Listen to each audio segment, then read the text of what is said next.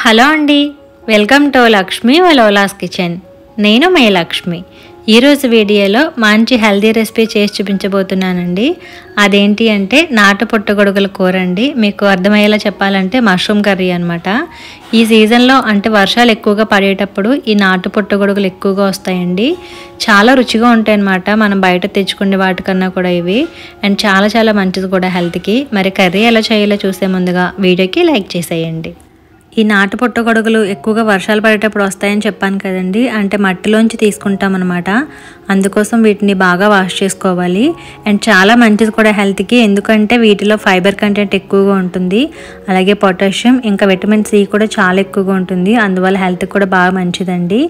ఇంకా ఈ పుట్టగొడుగులతో కర్రీ చేసుకోవడానికి మనం ముందుగా వీటిని కట్ చేసుకోవాలండి. బాగా చిన్నగా కట్ చేసుకుంటే కనుక కర్రీలో ఉడికేసరికి మరీ మెత్తగా చిన్నగా అయిపోతాయి. అందుకోసం కొంచెం పెద్దగానే కట్ చేసుకోవాలి. ఇక్కడ నేను చూపిస్తున్నాను చూసారా, ఈ విధంగా కట్ చేసుకుంటే మన కర్రీలో కూడా బాగుంటుంది. అంటే నోటికి తగులుతూ బాగుంటాయి అన్నమాట.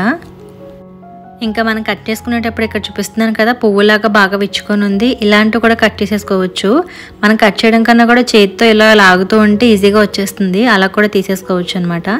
సో మొత్తానికైతే మనం తీసుకున్న పుట్టగొడుగులన్నీ కూడా ఈ విధంగా ముక్కల్లా కట్ చేసుకుని రెడీగా పెట్టేసుకోవాలి. ఇప్పుడు 10 నుంచి 15 వరకు జీడిపప్పు తీసుకుని మిక్సీ జార్లోకి యాడ్ చేసి కొద్దిగా వాటర్ వేసి మెత్తగా పేస్ట్ లాగా గ్రైండ్ చేసి రెడీగా ఉంచుకోవాలి.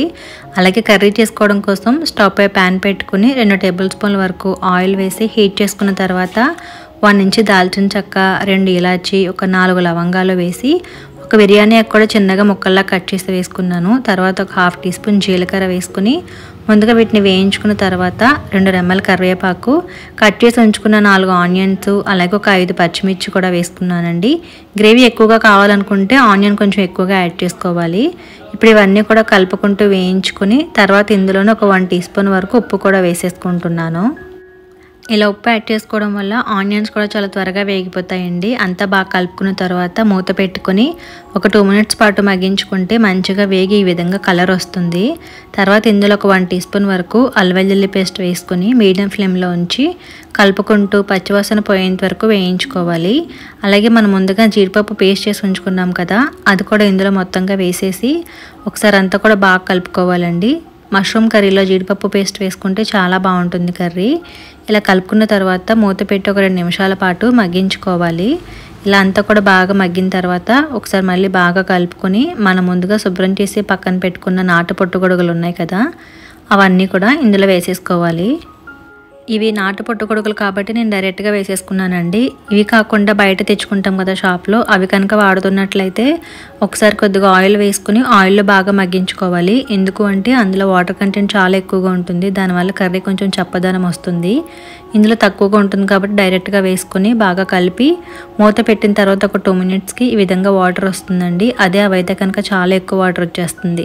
ఇలా వాటర్ వచ్చిన తర్వాత అంతా బాగా కలుపుకొని 1 టీ స్పూన్ కారం, 2 టీ స్పూన్ల ధనియాల పొడి, 1 టీ స్పూన్ జీలకర్ర పొడి, 1 teaspoon Kashmiri red chilli powder, అలాగే కొద్దిగా పసుపు కూడా యాడ్ చేసుకుంటున్నాను. వీటితో పాటుగా ఒక 1/2 టీ స్పూన్ గరం మసాలా పొడి కూడా వేసుకుని అన్నీ కూడా వేసిన తర్వాత ఒకసారి బాగా కలుపుకోవాలండి. ఇలా కలుపుకున్న తర్వాత ఒక 2 మినిట్స్ పాటు మీడియం ఫ్లేమ్లో ఉంచేసుకుంటే మనకి ఫ్లేవర్స్ అన్నీ కూడా పుట్టగొడుగులకి బాగా పడతాయండి. అలా బాగా పట్టిన తర్వాత ఇందులో వాటర్ యాడ్ చేసుకోవాలి. వాటర్ కూడా మరీ ఎక్కువగా వేయకూడదు అనమాట. జస్ట్ అవి మునిగేంత వరకు వేసుకుంటే సరిపోతుంది. వాటర్ వేసి ఒకసారి అంతా కూడా ఈ విధంగా కలిపేయాలండి. ఇలా కలిపిన తర్వాత మీడియం ఫ్లేమ్లో ఉంచేసుకుని మూత పెట్టి 3 to 4 మినిట్స్ పాటు ఉడికించుకోవాలి. అప్పుడు కర్రీ కొంచెం దగ్గర పడుతుంది. ఒక 4 మినిట్స్ తర్వాత మూత తీసుకొని చూస్తే ఒకసారి చూసారా కొంచెం దగ్గర పడింది, కానీ ఇంకా కొంచెం వాటర్గా ఉన్నాయి కదా. ఇప్పుడు ఒకసారి కొద్దిగా గ్రేవీ తీసుకుని ఉప్పు కారం సరిపోయా లేదా అని చెక్ చేసుకుని ఏమైనా కావాలంటే యాడ్ చేసుకోండి. నేనైతే కొంచెం ఉప్పు తగ్గిందని చెప్పేసి 1/2 టీ స్పూన్ ఉప్పు వేసుకుని అలాగే 1 టీ స్పూన్ కసూరి మేతి కూడా వేసుకున్నానండి. ఇవి 2 వేసి ఒకసారి బాగా కలిపేసుకున్న తర్వాత మూత పెట్టి ఇంకొక 2-3 నిమిషాల పాటు దగ్గర పడేంత వరకు ఉడికించుకోవాలన్నమాట. చూసారు కదా, ఫైనల్గా మనం కర్రీ చేస్తున్నప్పుడే ఆ ఫ్లేవర్స్ అన్నీ కూడా బయటకు వచ్చేసి చాలా బాగుంటుంది. ఇలా దగ్గర పడిన తర్వాత లాస్ట్లో కొద్దిగా కొత్తిమీర వేసుకొని మొత్తం అంతా బాగా కలిపేసి స్టవ్ ఆఫ్ చేసేసుకుంటే ఎమ్మీగా అండ్ హెల్తీగా నాటు పుట్టగొడుగులతో కర్రీ రెడీ అయిపోయిందండి. ఇది మనకి వెజ్ బిర్యానీ అయినా, రైస్లోకైనా, రోటీ, చపాతీ దేంట్లోకైనా కూడా చాలా బాగుంటుంది. ఈ సీజన్లో దొరుకుతాయి కాబట్టి మీరు కూడా ఒకసారి ఈ విధంగా ట్రై చేయండి. అండ్ మీకు ఎలా వచ్చిందో కామెంట్ చేయండి. మరి ఈ వీడియో కనుక మీకు నచ్చితే లైక్ చేసేసి మీ ఫ్రెండ్స్కి కూడా షేర్ చేయండి. ఫస్ట్ టైం చూస్తున్న వారు తప్పకుండా సబ్స్క్రైబ్ చేసి నాకు సపోర్ట్ చేయండి. Thank you for watching.